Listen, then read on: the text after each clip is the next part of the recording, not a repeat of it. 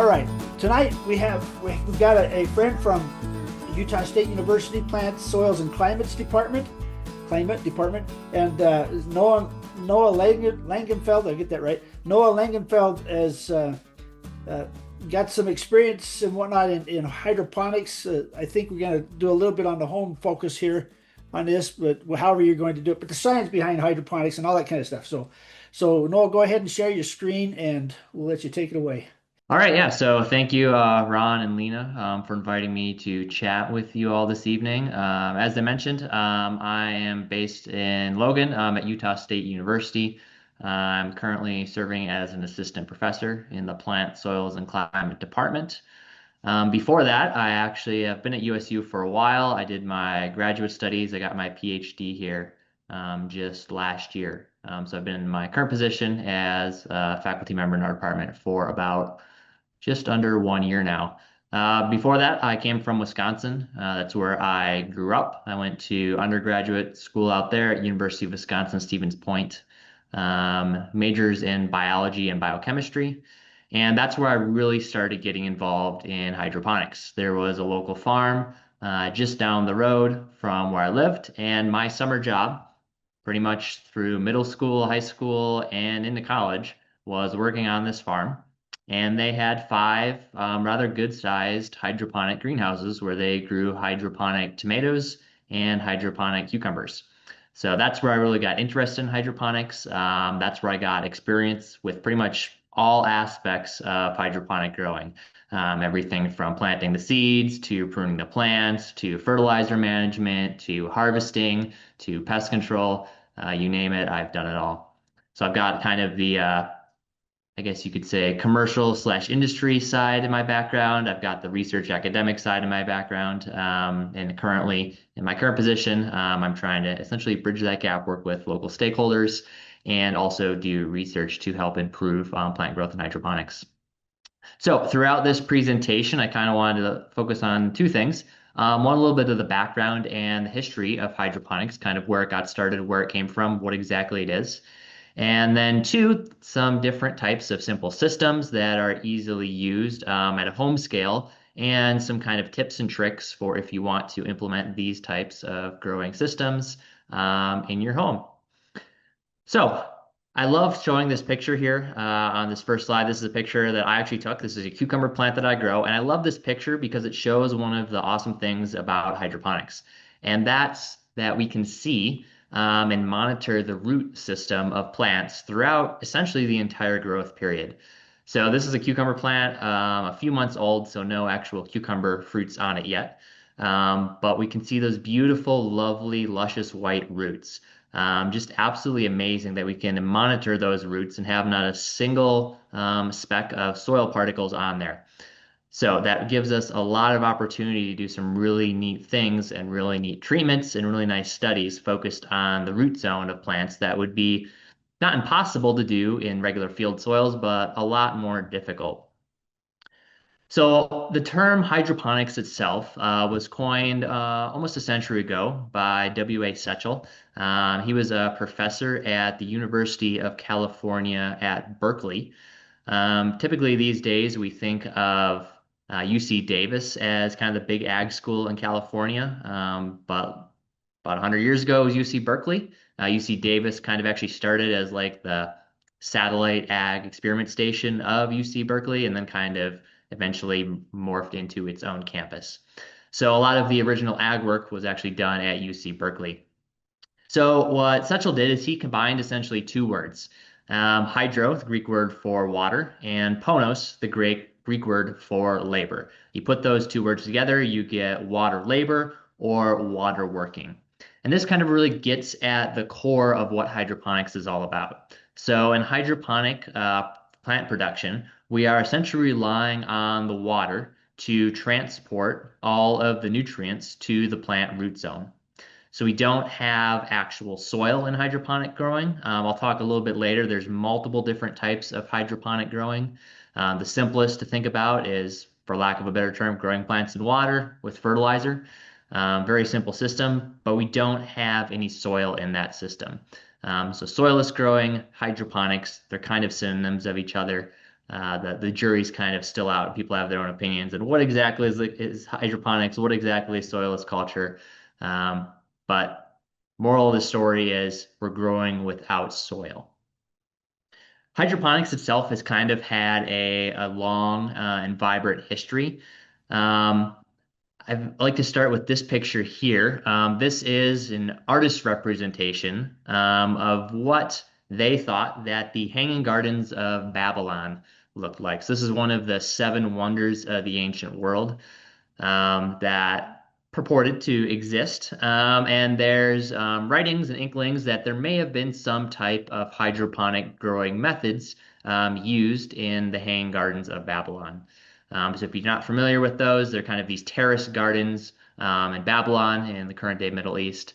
And they had these terrace areas where they were growing trees, shrubs, mainly kind of ornamental plants, not really for food production. So a lot of my work is utilizing hydroponics for growing food, but it doesn't have to be grown for food. Essentially, it's just soilless growing.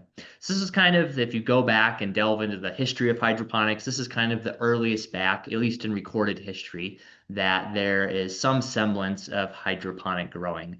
So what is that? 2,600 years ago, long time ago. A bit more recently, we moved to the Americas, and this is well known, this is well documented. This is now in modern day Mexico, to the south of us, and this is involved with the Aztec Empire. And the Aztec Empire was well known for creating what they called chinampas. Chinampas are essentially floating islands. So this is essentially an artist's depiction, a scale model of what some chinampas would look like. And what the Aztecs did is they bundled up reeds and lashed them together. They then put soil and sand on top of the leaves, or sorry, the reeds. So yes, they used a little bit of soil. But the idea was that then they would essentially float these mats or beds of reeds, grasses, and soils in the lakes around their city, and they would plant their crops or plant their plants in these beds, and the roots would grow down through the soil, through the reeds, and get into the nutrient-laden water in the local lakes. There was a lot of creatures in these lakes, fish, crustaceans, things like that. And the Aztecs essentially, you were able to draw these nutrients out of the water through these plants to help them increase their food production. In modern day Mexico, these are still used to some extent. Maybe not necessarily in the same exact form that the Aztecs used, but in certain parts of Mexico, you can still find chinampas being used now 700, 800 years later.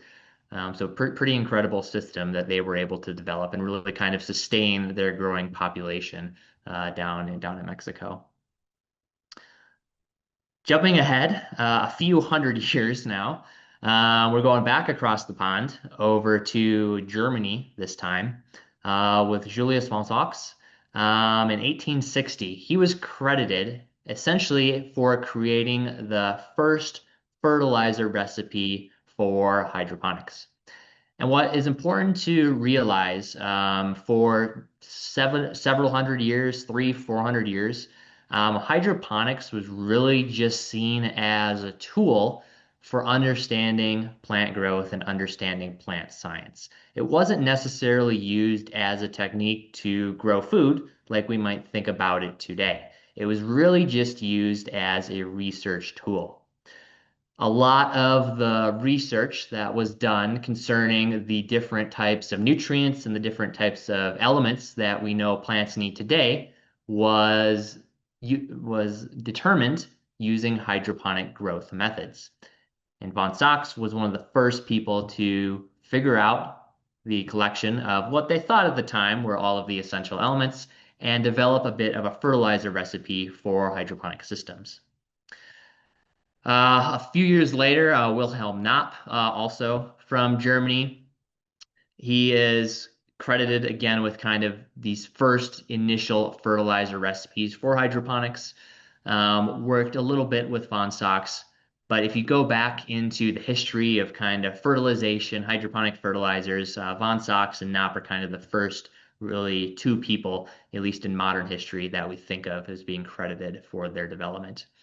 Not published this note here. If you read German, that's great. You could try and translate that for me. I don't know much German though, so I translated that note, essentially this paper that they wrote, trying to figure out the absorption of mineral nutrients from complete nutrient solutions in different growing seasons of the plant. So what they were focused on is trying to essentially see, do plants need different nutrients in their hydroponic solutions, in their nutrient solutions at different parts of the season or different parts of the life cycle. Say when the plant is young, compared to when it might be flowering, compared to when it might be setting fruit. And again, all of this was done with the notion in mind that they weren't necessarily going to grow food using these methods, but they were going to expand science and figure out more about how plants worked. In the 1930s, we have actually now come back to UC Berkeley, not with W.A. Setchell anymore, but with another individual there named William Gerke. I like to say he's Gerke from Berkeley. But again, he's at UC Berkeley, so the ag school back in the day in California. And what Gerke did is he essentially now changed hydroponics from being more of a research tool to now being a method for being able to grow plants for food and agriculture. He saw the possibilities that hydroponics could hold and essentially wanted to promote it as a way to grow more food. So this is a picture here of Gerke up on a step ladder, tending to some of his tomato plants in the greenhouse, his wife down below. So Gerke essentially convinced the university to kind of go on a press tour, essentially promoting this new science, this new system of hydroponic food production. He got involved with a lot of media, a lot of magazines. I pulled this quote from a Popular Science article, right as kind of he was getting started. And they quoted the science of hydroponics essentially as being the greatest gift to agriculture since the science of fertilization of soils was worked out. So there was a huge push here by the university to try and promote this new growing method for growing fresh food, fresh local produce without soil using these hydroponic growing systems. We take an interesting turn now in kind of the more recent history of hydroponics and move to Pan American Airlines. So Pan American Airlines, Pan Am, not around anymore. But back in the day, they actually had an interest in hydroponic food production. And you might be thinking to yourself, why is an airline interested in hydroponics? Are they going to put a hydroponic system in a plane? What were they thinking? Well, you have to remember the time in history we were at. This was 60, 70, 80 years ago. Airplanes were not as fast and as strong as they are today. And for long haul flights, they had to make several stops. Say, for example, you wanted to fly from Salt Lake City, for example, to Tokyo, Japan. You couldn't just take a direct flight there. They had to essentially island hop across the ocean over multiple days often to be able to make these long journeys.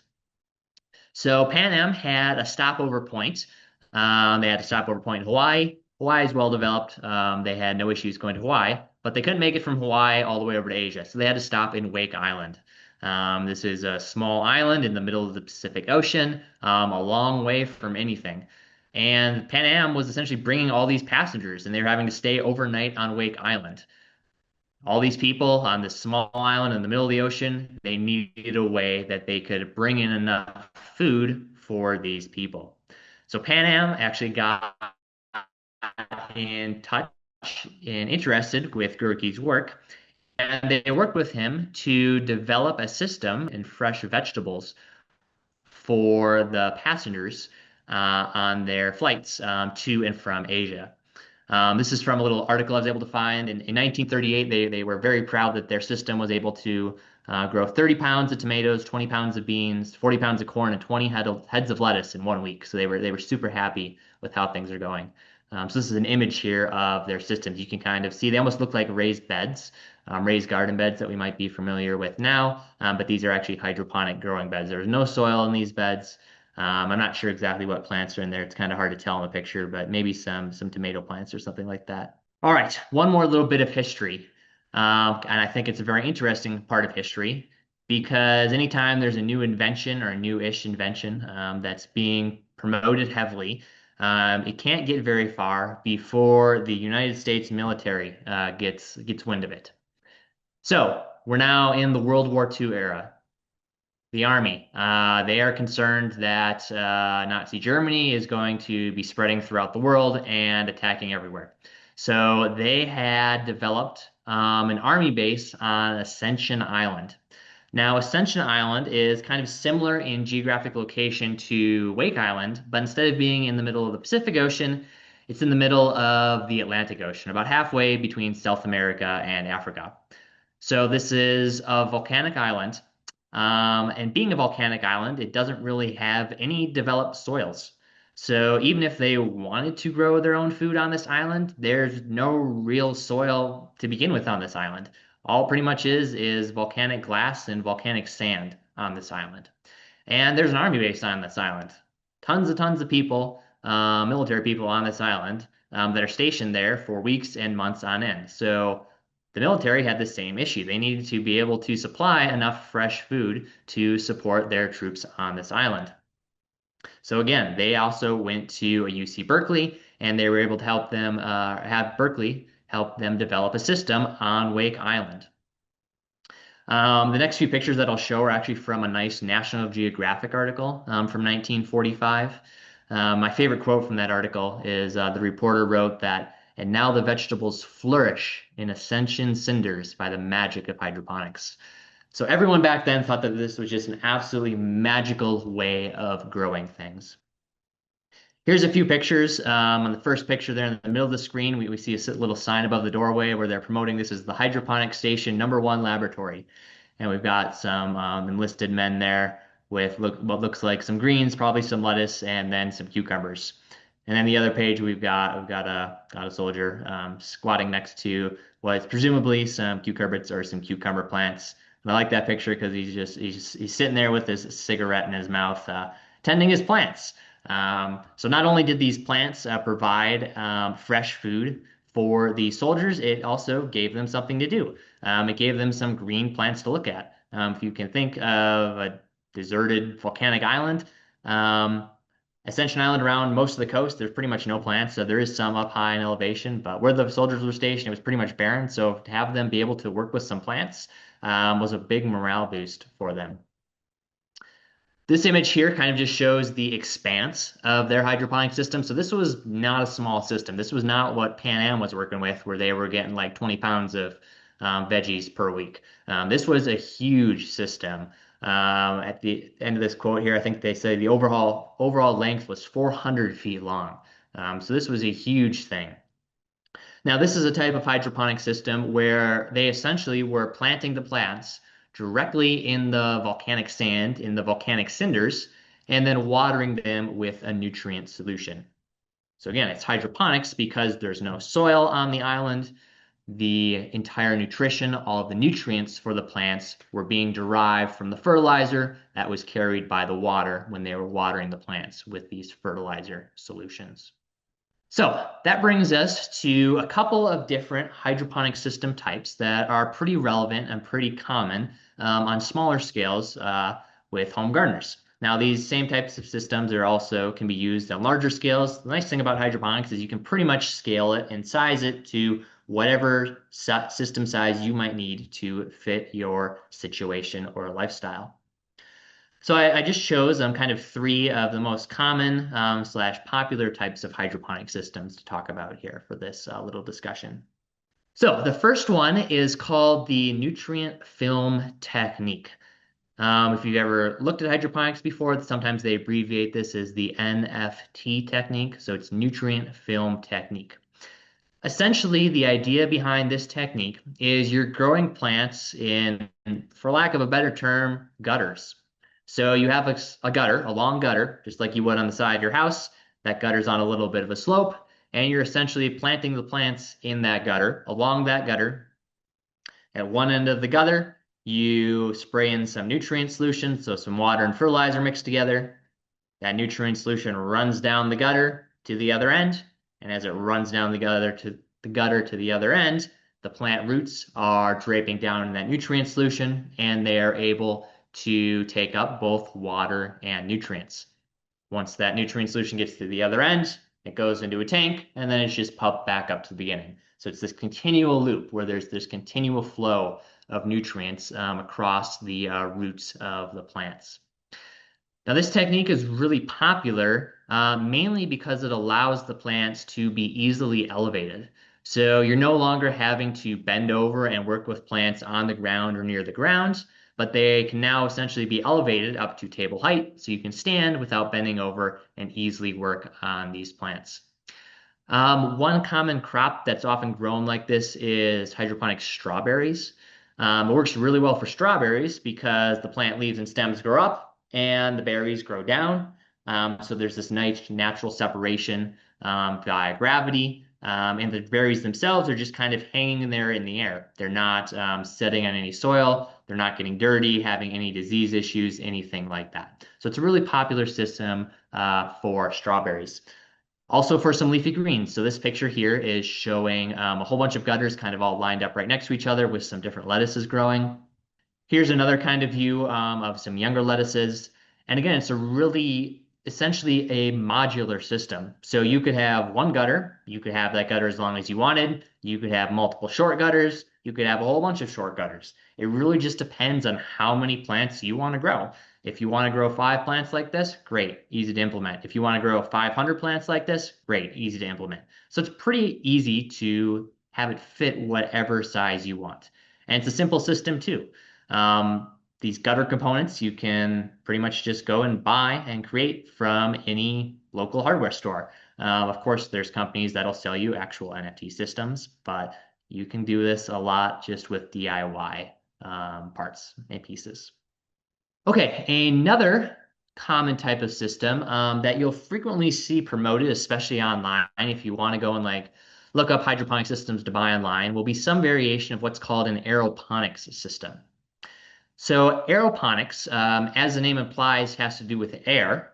And it has to do with air because essentially the roots are not submerged in anything. There's no substrate, there's nothing attached to the roots, and there's no liquid water around the roots.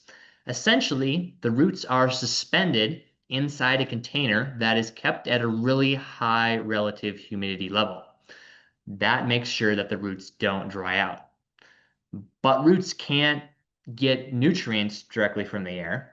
So with this type of system, what we have are these little nozzles, essentially, that will mist nutrient solution into the air and fill this chamber up with nutrient solution so it gets on all the roots.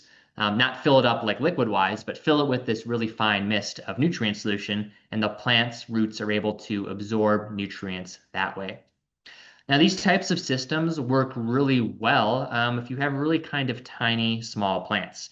They're very popular for cuttings. So if you're trying to propagate cuttings, whether that's from vegetable plants or from just house plants, these systems work really well. They start to be an issue when you start to get larger plants and larger root masses. So if you can think of, essentially, it's a surface area problem. If you have a really large root mass, only the roots on the outside of that root mass are actually going to be able to get misted and get nutrients. The ones buried deep on the inside start to be an issue. There can also be problems with these types of systems if you're not upkeeping on maintenance. So those little nozzles there are very fine, very small holes. And whenever you are trying to push a nutrient solution that has nutrients dissolved in it through an orifice that's really small, if you're not careful, you can start to get clogging essentially at these outlets, and then your system kind of just falls apart because you're not able to distribute the nutrient solution as well as you might need. For that reason, the simplest and kind of most foolproof way that I recommend for home hydroponic gardening is called deep water culture. This is also called the deep flow technique. And I love the system because it's super simple. Essentially, all it is you have a container, you fill that container with your nutrient solution, you put a lid on that container, poke some holes in it, and stick your plants in the top. It's pretty much that simple. There's no special components, no long gutters that you need. You can use any size container you want. This is actually a picture of a system that I built in our greenhouses at Utah State University. So the containers we're using were just busboy containers, like any busboy container you would see at a local restaurant. That's what we used. All we did was we put a piece of polystyrene styrofoam on top for our lid and poked some holes in the top and grew our plants through those holes. Now you can see that the roots down below, this is my lid lifting it up for this picture. They're nice, fine, vibrant white roots. These are some lettuce plants. You'll also notice that with this system, the water appears to be all ripply. And that is because we are bubbling the water. We are bubbling the water with air to get oxygen into the water. If you don't bubble your water and your nutrient solution with air, you have a similar type of situation that happens with a dense fish tank, essentially. So fish need oxygen to breathe in the water, so do plant roots. You have to make sure that you aerate your nutrient solution. Now, this is as simple as just going to a store and getting a little fish tank bubbler, sticking a hose in your container, and turning it on. That's all you need. We happen to have a little bit of a manifold I built in here to try and distribute it better, but you don't need that. Nothing fancy. You don't need pure oxygen. Just a little. This is just a picture, kind of a zoomed out picture of that. So I had 12 of those systems in operation, all in those busboy containers, and all with just styrofoam on top. The reason the picture looks a little pink is because we had some LED lights in there, and the color that they give off is pink. So these are just kind of some things that I've developed and seen over the years that are maybe some common pitfalls or common misconceptions, things that you want to watch out for when you're trying to make your own hydroponic system. Because there's tons of plans out there. You can follow plans, you can just make your own, but these are some things that you essentially want to keep in the back of your mind when you're designing what you want to do. The first thing is your container. So I mentioned that I like to use busboy containers, and those work great because they don't allow light to get into the container. If you use like a clear plastic shoebox container, that's going to allow light to get into the container. And anytime you allow light to get into your nutrient solution, that is a recipe for algae growth. You're quickly going to get your entire container covered with algae. All the roots are going to get covered with algae. Not only does that become a slimy green mess, but that algae can start to take away some of the nutrients from your plants. So you want to keep your root zone as opaque to light as possible. So don't use a clear container. Use a container that light cannot penetrate. Now, this doesn't mean that it needs to be 100% black out dark. It just means that you want to minimize the amount of light as much as possible. So you don't have to use a pure black container or a pure gray container. You can use other colored containers as long as there's not really any light getting through. The same thing with your lid cover. You have to have a cover that covers the entire container. If you leave spaces, a lot of times people like to float their covers. They'll just get a little piece of styrofoam and float that on top of their solution. And that works, but any section that is not covered by that cover is going to get light, it's going to get algae, it's just going to be a mess. For small home system, it's better just to completely cover it as much as possible. So here's another example of a container that I like to use. 2-gallon buckets work really well. These are commonly found, again, at a lot of local hardware stores. They're really nice because they're a standard size, and they're really easy to clean as well. They're not too big. This is a picture of a plant that I grew in a 2-gallon bucket. This is a sunflower plant that I pulled out right before it was starting to flower. Now these were dwarf sunflowers, so it wasn't very tall, but this was grown in a 2-gallon bucket. 2-gallon bucket with a line stuck in there for air bubbling. Filled it with nutrient solution, fertilizer solution, and that's the plant that I got. Nothing complex. Okay, next tip, lighting. People underestimate how important lighting is for plants. And this is regardless of if you're having a hydroponic system, but typically if you're trying to do a hydroponic system, you're trying to grow some type of food crop, and most food crops need pretty high light compared to a lot of houseplants.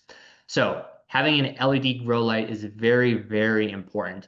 Unless, say, you have a completely self-facing bay window, then you might not need a grow light, but any other type of area, a grow light, if Nothing else, it's going to greatly increase the speed of your plant growth. And as bright as these lights might seem, that's still not that much light. So don't be afraid to place these lights pretty close to the top of your plants. You don't want them touching the plants, but if they're 2, 3, 4 inches away from the top of your plants, most plants are going to be able to tolerate that just fine. There's lots of options out there for LED lighting these days. These are a couple pictures I just pulled off of Amazon because that makes it pretty easy to get these types of lights. These panel lights are kind of some of my favorites. They spread out the LED diodes really well, and they're nice and thin, so they're not really much of an eyesore if you want to have them in your living room, for example. I currently have two in my living room, and I like them because they're nice and thin, and they don't look that bad. Here's another example of some lights. These are kind of half panels, so if you have multiple systems, you can hang these up kind of however you want. Um, the lighting will probably be like half the cost of your entire hydroponic system, but still it's not that bad. So these ones on the right-hand side of the screen there, you can get four of those panels, often for like 20 or $30. And again, they're LED lights, they're super low power, but they're super energy efficient, which means most of that power that comes in, they're converting to light for your plants. So LED lighting, very important if you're trying to grow, especially a crop plant in hydroponics. The other big thing that people tend to overlook is the fertilizer, right? This is hydroponic growing. This is soilless growing. We're not relying on the soil anymore. So the fertilizer that we use is very, very important. Not so much the exact type of fertilizer that we use. For home systems, you can pretty much just go out and get any type of fertilizer. I personally like to use just Miracle-Gro fertilizer. So like the Miracle-Gro that would come in a powder in a box that you could get at any home garden store, that blue powder that normally you would just like mix up in a watering can and water your plants outside or in your garden. That actually makes pretty good hydroponic fertilizer. It's not completely perfect, but for a home system, it works quite well. The important thing is essentially you need to think of this as a recipe. Follow the recipe. Don't add twice as much because you think the plants need a little bit of extra nutrients, or don't add half as much because you don't think they need much. Follow the recipe.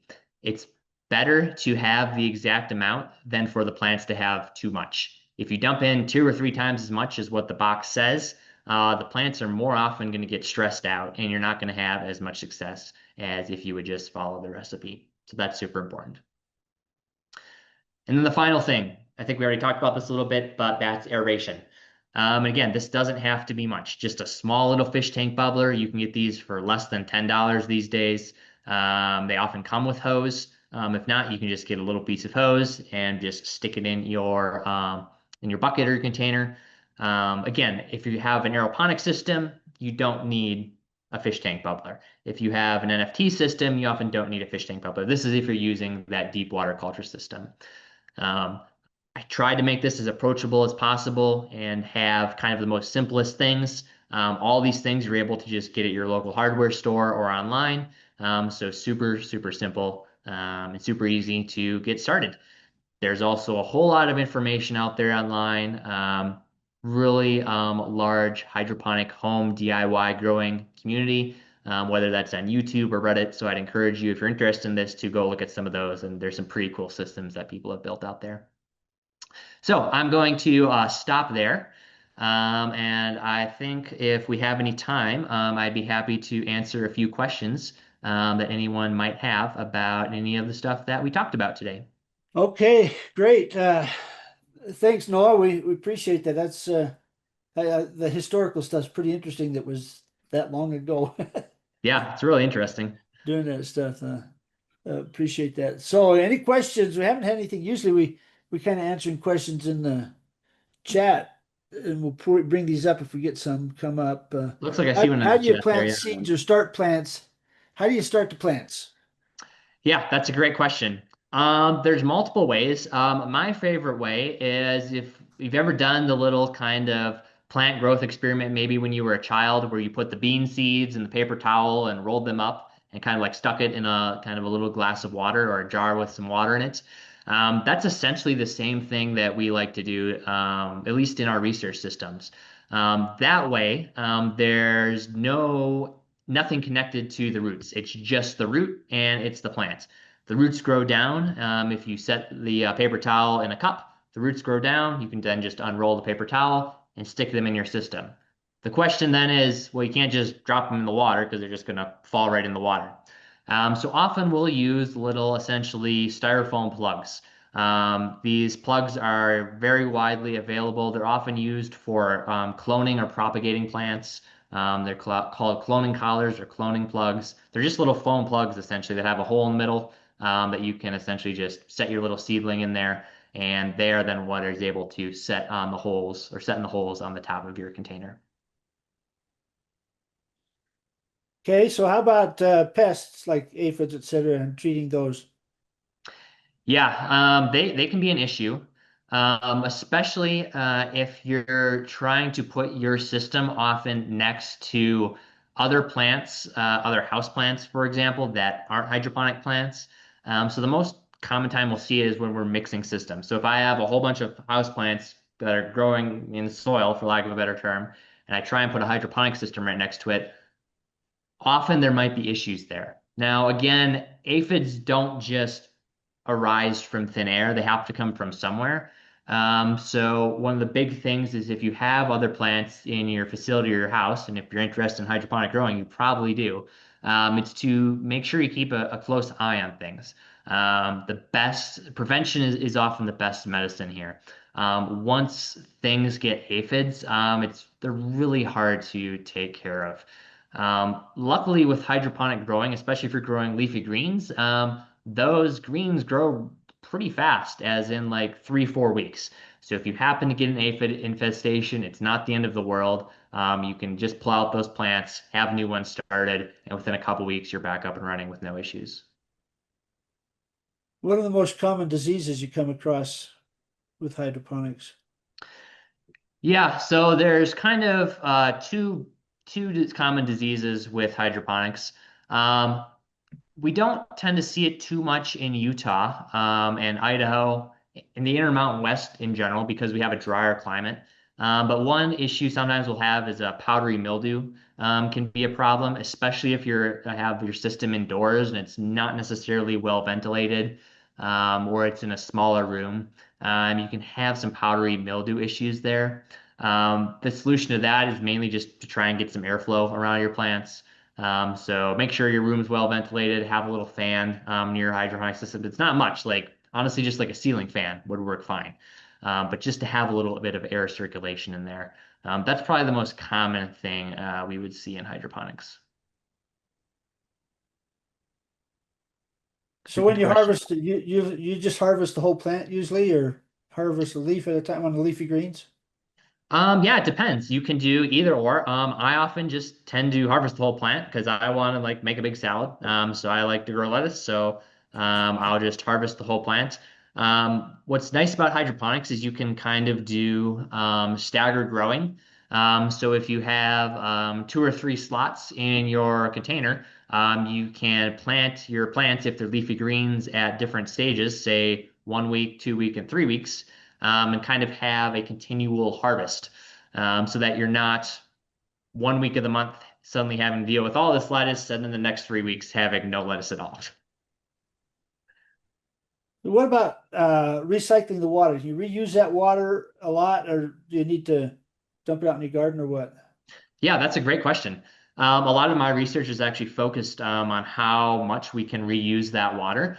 My answer is if you have a garden and you need to water your plants anyway or fertilize your plants anyway, just when your plants are done growing in your hydroponics, yeah, just use that water in out into your garden because that's great nutrient-rich water. If you don't have a place to dispose of that water and your option would just be to dump it down the drain, you can reuse that water over time in your hydroponic system. So you just can make a new container, mix it up to the correct nutrient concentration. Again, this is where following the directions on the bag or the box comes into play. Um, mix it up and just add some new stuff to your container over time. On a home system, you can get multiple crops, at least for leafy greens, without ever changing the solution. So it works best with smaller stature plants. I mean, you do cucumbers, right? How do you trellis those cucumbers or tomatoes up when you do that? Right. Yeah. So leafy greens obviously can support themselves. But vine crops, particularly cucumbers and tomatoes, very much with cucumbers, often what the standard practice is you'll hang a string from the ceiling or the top of where you're at. If you happen to have access to a greenhouse, you can hang that from a bar. Otherwise, you can put a hook somewhere up on the wall. And you can essentially just grow the plant, have the plant wrap up a string. That's the easiest way to do it. If you have an actual trellis, you can trellis your plants as well. Another part that we're working on in my group is trying to not develop, but optimize and try and screen different types of tomatoes that don't explode all over the place, that are more dwarf varieties, small stature, so they're able to fit in these systems for home gardeners, and they don't have to deal with the plant flopping all over the place, but still get the same amount of fruits. I can see trying to grow indeterminate tomatoes in the house, probably, especially if you got to have artificial light. Right. I Yeah. guess it'd be In a quite a house, it's challenge. going to be difficult. On a commercial scale, though, that's exactly what they do. They grow indeterminate plants, they string them out on strings. And those tomato plants, I mean, the facility I used to work at, by the time we ripped them out, some of them were 30, 35 feet long Yeah. on the string. They just kept growing because the nutrition was so optimized with the hydroponic system. We had it dialed in so much that they were able to grow for a long time. Any other questions? Jared, you got some questions you want to? There's one more that just came in the chat Oh, here. In your system with the server plastic tubs and the lids, are the plants floating or on top of the lid? Yeah, so our system, they're not floating. So the lid is essentially suspended over the top of the entire container. So the piece of styrofoam is just sitting on top of the container. And then the plants are pinched in holes that we drilled in those lids. So they're suspended over the top of the solution. You can float them, but again, anytime you're floating, you're inevitably going to have a small gap where the light's able to get in. And that's not the end of the world. You can manage that, but you're going to get algae there. However you want to deal with it, that's up to you. so uh, you put them in. I mean, you drill. I've seen them. You drill the lid, holes in the lids, and just put the plugs in the lids. The water level gradually goes down. That's not a problem, right? Yep. And then the lid, if I understand that right, answering the follow-up question, the lid sitting across the top of the bin. They're wondering how that lid is suspended. It's just sitting there, right? So, in terms of the lid and the container, so the lid is not floating often on top of the container. It's completely suspended, so the lid itself is wider than the container area. And what we do is we will have these little holes that will drill on top of the lid. So the lid stays above, it doesn't float on the nutrient solution at all. Plants are planted in those holes, and the plant is constantly suspended over that nutrient solution. Now, depending on how full you fill your container, there might be a small air gap there, and that's okay to have a little bit of an air gap there. But the majority of the roots are then essentially suspended down into that nutrient solution. So how well do the roots? I mean, you got to get the roots down to the nutrient solution, right? They can't that air gap. It could be a kind of a root pruning thing, right? Right, exactly. So that's why you got to be paying attention and make sure that you keep your container filled up pretty much to its full capacity. So whatever container you choose, you end up keeping that container 90-95% full the entire time so that you don't have a giant air gap. I don't know the answer to this next question. USU or University of Idaho Extension have any information on home gardening hydroponics? Do you have any fact sheets on those? Yeah, I that's a don't good know. question. That's something we're trying to develop. We're actually just working on a project with our state STEM office here in Utah to try and develop some more of that information. As I mentioned, I'm relatively new to this position. I currently have a student working with me that's hoping to try and develop some of those fact sheets, hopefully within the next couple of months. We've done some exciting work. Both I was talking about earlier on some of our dwarf varieties of plants for home systems, and also then how to develop some of these systems and build them yourself at home. So they're forthcoming, hopefully soon. I know there's Florida State has, or University of Florida, sorry, University of Florida has some information and materials down there, and of course, if it's home hydroponics, whether it's in Florida or Idaho, it's a home environment that we're talking about. Although the humidity would probably be higher, but yeah. Right, yeah. I can vouch for University of Florida. They have some good information down there, and I know a couple people that have done some good work with that. Oh, yeah, Lena just posted that there's an optional course. And if you're a master gardener, if you're, this is our general public gardening class, but if you're one of our master gardeners, you have access to a lot more material. But I'll you I'll can see if I get, can find that Florida one. They have quite an extensive video series. So yeah, that one's open to the general public. That's a Florida, University of Florida materials there. They've got a lot of good materials. So it's not something that we hide from people. We just have it readily available for our master gardeners. Anyway, so great. That's great, Noah. I really appreciate your knowledge and willingness to share that with us. We have any other gardening questions now for our plant talk? I want to stump Ron or Reed or Jared. We got all three of us on tonight, so Okay. Cold weather's predicted for Thursday and Friday, at least here in Pocatello, maybe down to 27, Yep. 26 degrees. Fruit trees have blossomed. They're out. What's the best, what's some options on trying to protect that a little bit, the fruit trees? the first answer is it kind of depends. I, if there's going to be wind with it, there's really not a whole lot you can do.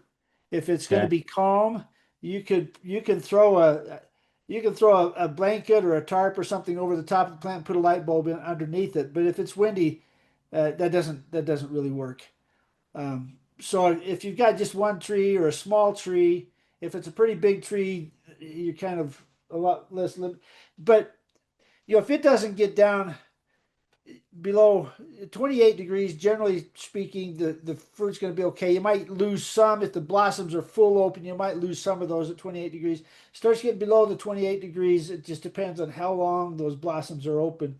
I don't know, Lena, do we got that phenology chart on frost temperatures and things like that yep, from Utah State? I will get that. Oh, yeah, I was just gonna say I'm doing my news article on that too to send out in the garden article for Sunday. That will be after well, not so much protecting it, but how to look at the blooms afterwards to see if they made it or not. So Yeah, the nice thing about this chart that we get, it's a Utah State University chart, but they actually got the information from somebody else. Marion has it down there. I think But it was Washington. it shows what stage is the blossom in and the temperature and for how long and how much of the blooms you can possibly lose. I mean, my peaches are done blooming. So their most sensitive time is when they're open at full blossom. If they're open at full blossom and we get a frost, we're going to get more damage. My apples are at pink stage, and so they're not as sensitive as full bloom. And so I'm kind of my plums and peaches are done. My apples aren't quite open yet. So if it doesn't, if it stays above the 28 degrees, I'm fine. If it gets down below 26 degrees, then I'm going to start losing a few of those. Hopefully not a lot. It's kind of a natural thinning method. So And all of those florets come out at different time, and so a small amount of frost every year, we kind of need it to help us thin out some of those, especially on apple trees.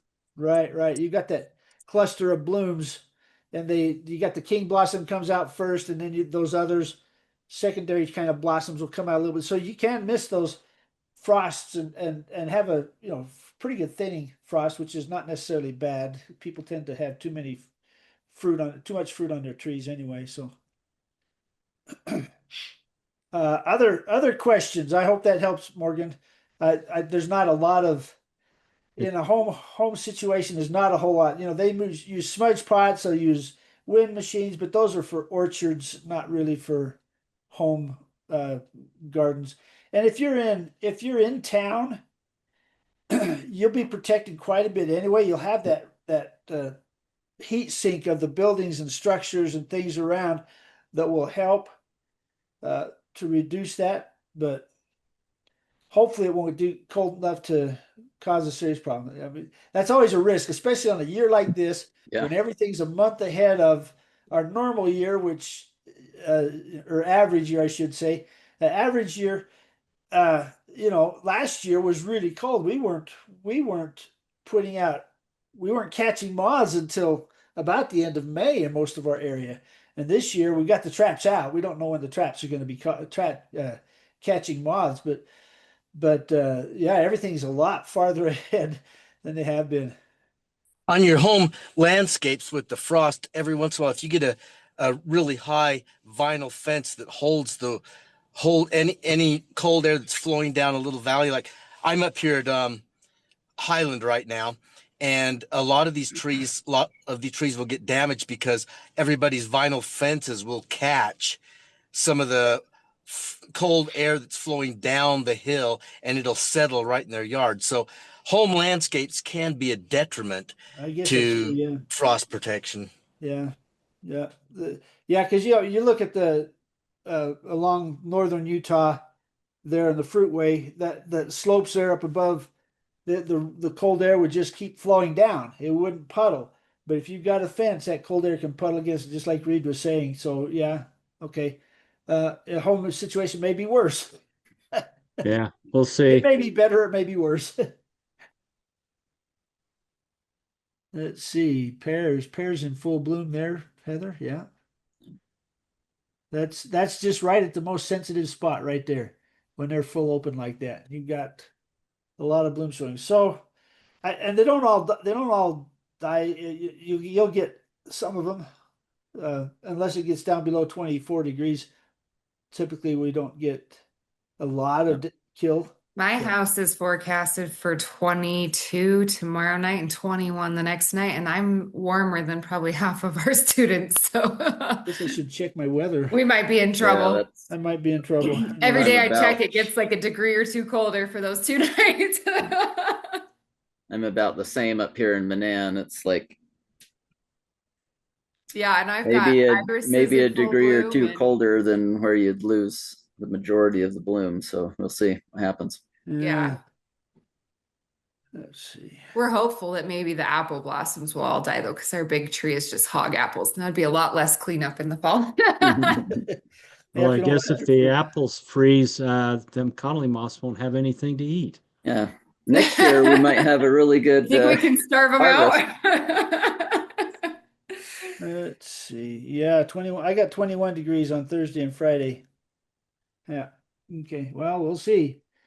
That's a good year for apricots to fail. Let's see. Okay. Any other questions?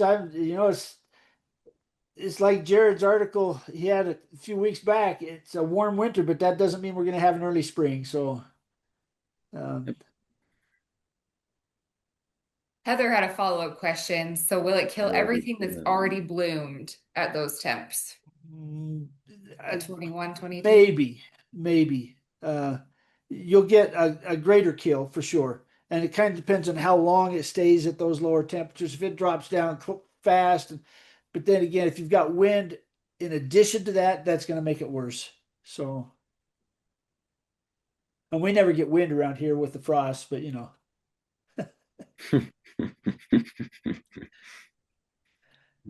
Yeah. Had a couple from Missouri come to the office yesterday, wanted a tour of the fairgrounds, and she was like, last time I was here 4 years ago, it was in March and it was windy that day too. And I was like, yeah. Doesn't Well, too yeah. long. From March till about June, and it's pretty much windy. You'll Yeah. have calm days every now and again, or at least sometimes in the morning it's pretty calm in the early morning. But So what about native berries? How affected are they by the frosts? native berries, Like I've got currants and service berries in full bloom right now. same thing. I mean, they can still be damaged by the frost. That's why some years, the huckleberries have very little. Um, some years you get very little serviceberry or currants or whatever. My currants are blooming right now, so we'll see what happens with them. Yeah. It's My just red currant hasn't Get bloomed. get your That's vegetable garden taking off. ready. Yeah. well, I've got maybe I should get my high tunnel cover put on tomorrow. It's gonna be one of those years where we're pretending ground cherries is all the fruit we need. Something like that. That and the raspberries. Yeah. Okay. Well, thanks everybody for your questions and your input. Again, Noah, we really appreciate your presentation and sticking around to help answer some questions as well. Absolutely. And, Thanks for the invitation. We'll see you all. Let's see. This is the second Tuesday, so we'll see you in 2 weeks for our next home garden tips. Thanks everybody.